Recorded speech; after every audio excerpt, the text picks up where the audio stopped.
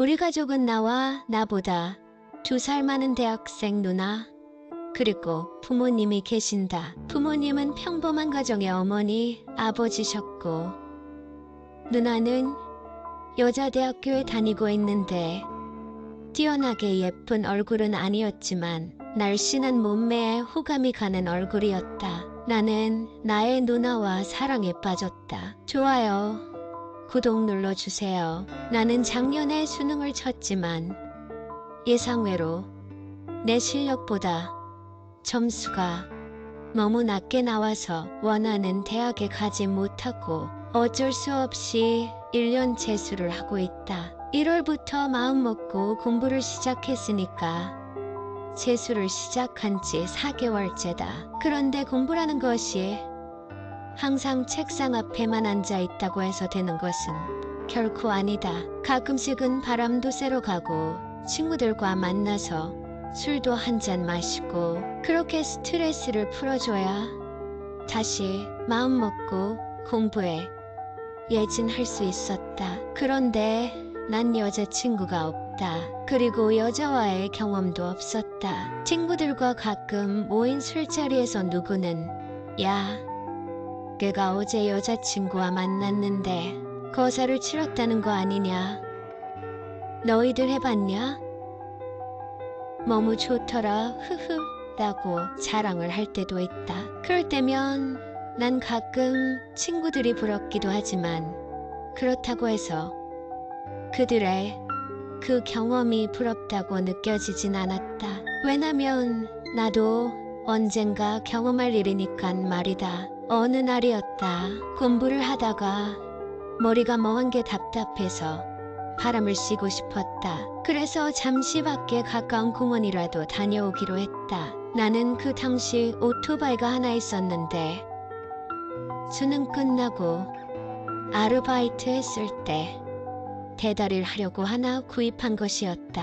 배기량은 높지 않았지만 나름대로 괜찮은 오토바이다. 그런데 불행은 여기서부터 시작되었다. 사거리를 지나서 모퉁이를 달리고 있을 때 하필이면 반대쪽에서로는 승용차와 부딪혔다. 다행히 큰 부상은 입지 않았지만 오른쪽 다리가 부러지고 양손을 조금 다쳤다. 병원에서는 뼈가 온전히 붙으려면 3달간 입원해야 한다고 했다. 병원에 있는 기간은 너무도 길고 지루했다. 수능시험은 점점 다가오는데 병원에 있으면 공부도 잘 되지 않을 뿐더러 특히 양손을 다쳐서 제대로 책장조차 넘길 수 없었기 때문이다. 그리고 20살 끓어오르는 청춘에 이 나이에 병원에 아무것도 못하고 그냥 좀비처럼 텔레비전이나 보고 하루 종일 있는 것이 너무너무 갑갑했다. 그렇다고 해서 병원 밖으로 바람 쐬러 갈 수도 없었다. 오른쪽 다리가 부러졌으니 아직까지 목발을 짚고 가기에는 무리였기 때문이다. 또한 스스로를 만족시켜주는 행위를 하지 못해 정말 죽을 지경이었다.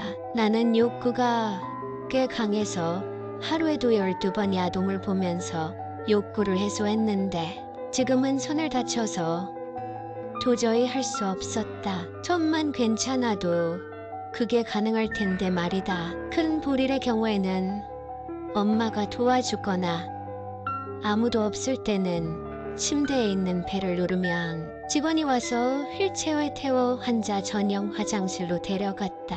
난 양손을 다쳤지만 화장실 비데에 세정 버튼 정도는 누를 수 있었다.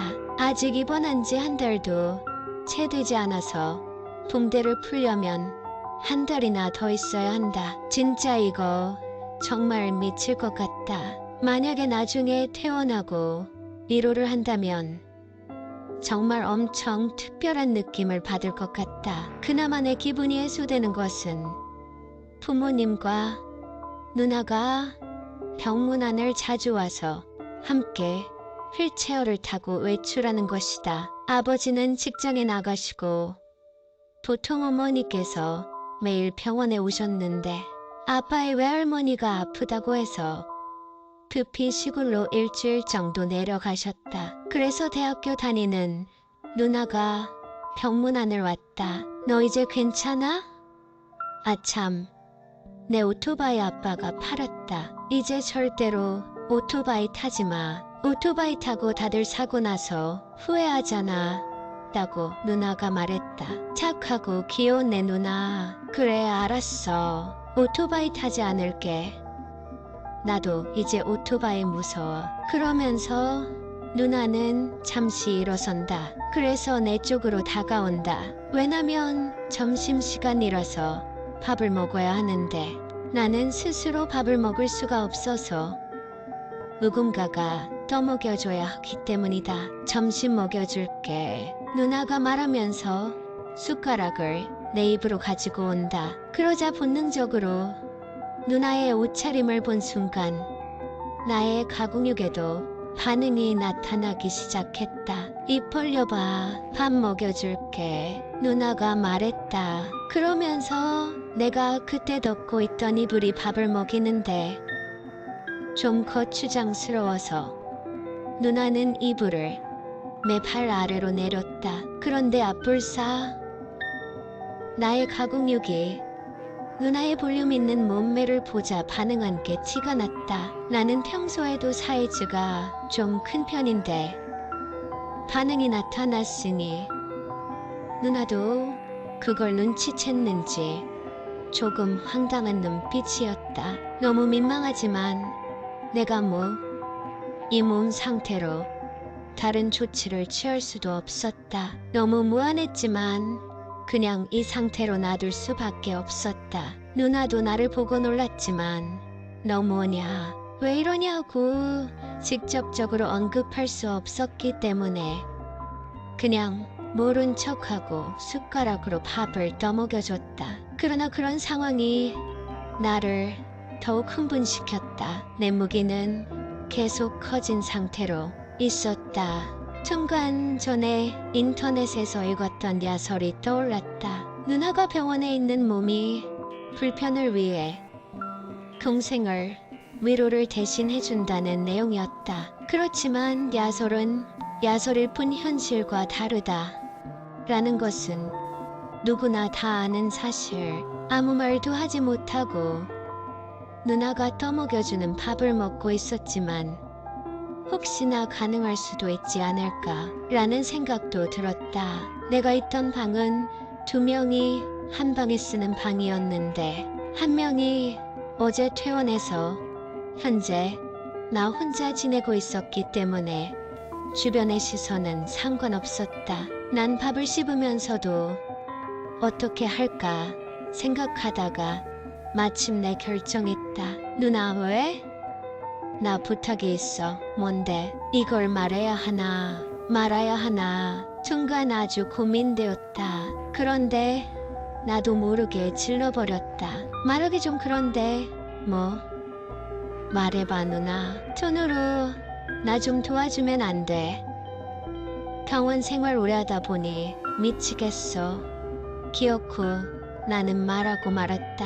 그러자 순간 누나는 많이 놀란 표정을 지었다. 아니야, 그냥 한번 해본 소리야. 신경 쓰지 마. 누나는 마치 들으면 안 되는 말을 들은 듯한 얼굴이다. 그리고 나를 보더니 화내면서 말했다. 이게 보자 하니까 누나한테 못하는 소리가 없네. 헛소리 하지 말고 TV나 봐.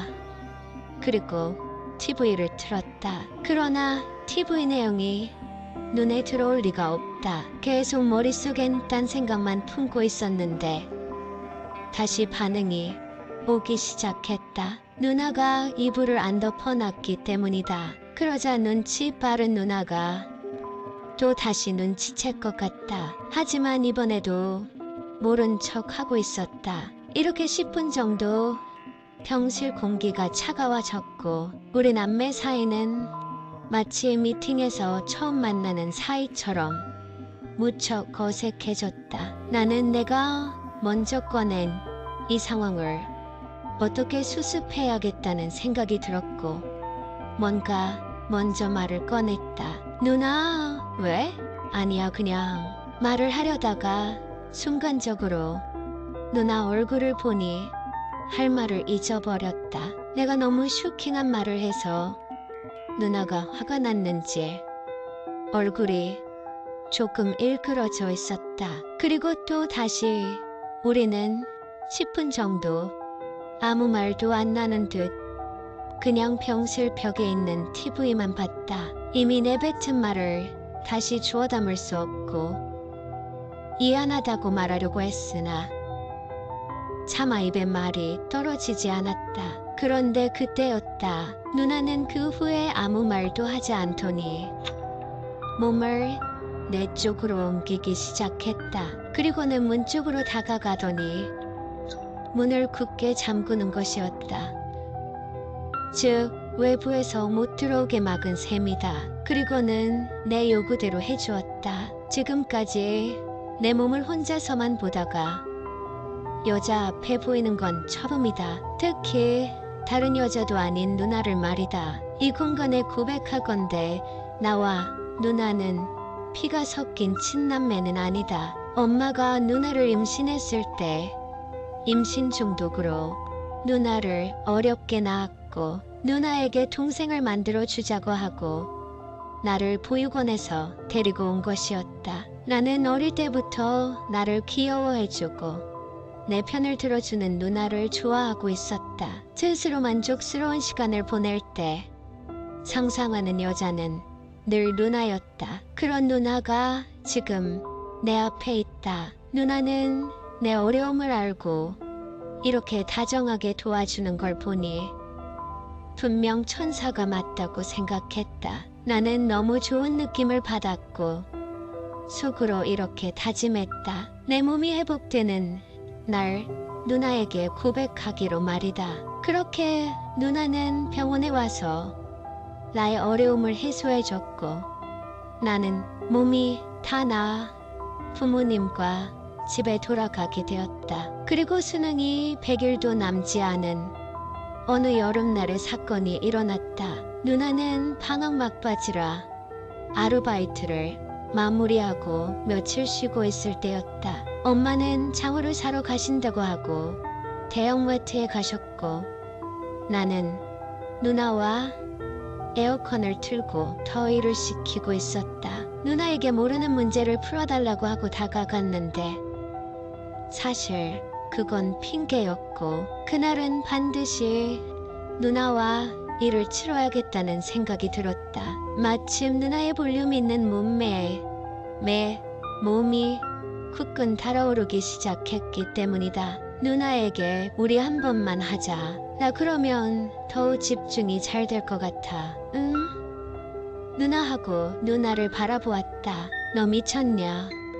하고 심드렁하게 나를 바라보는 누나에게 누나 나 알잖아. 나는 누나밖에 없어. 내 몸을 처음 본 사람도 누나라고. 사실 나 누나 없으면 안 될 것 같아. 나 누나 좋아해. 내 처음은 누나에게 주고 싶어. 이리 와봐 하며 누나를 번쩍 안고 내 방으로 들어갔다. 누나는 내 완력에 고개를 떨궜고 우리는 일을 치를 수 있었다. 반전이 있었다. 누나는 사귀는 남자친구보다 내 몸이 훨씬 더 건강한 것 같다며 만족해했다. 거봐. 나는 누나를 위해서 내 몸을 소중하게 간직했다고 하고 말했다. 그 후로 우리는 부모님이 안 계신 틈을 다 짧고 굵게 일을 치렀다. 그 해 나는 수능 시험을 잘 봤고 누나 학교 근처에 있는 명문대에 들어갈 수 있었다. 누나의 배려심에 나는 누나 재수 성공이라는 말이 토끼를 다 잡을 수 있었다.